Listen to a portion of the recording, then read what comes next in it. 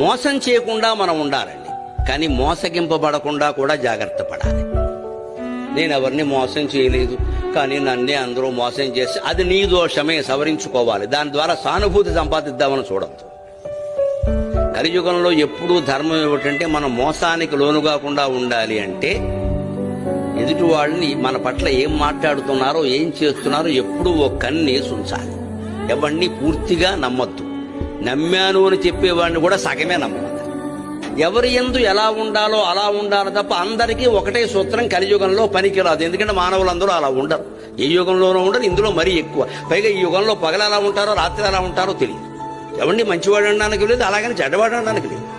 లోకమంతా చెడిపోయిందంటే మీరు గమనించండి. ఒక 10 ఏళ్లుగా గుళ్ళల్లో పూజలు పెరిగాయి, తీర్థయాత్రలు పెరిగాయి, పూజలు పెరిగాయి, అన్ని హారతులు పెరిగాయి. ఇలా ప్రవచనాలకు జనం రావడం కూడా విపరీతంగా పెరిగింది.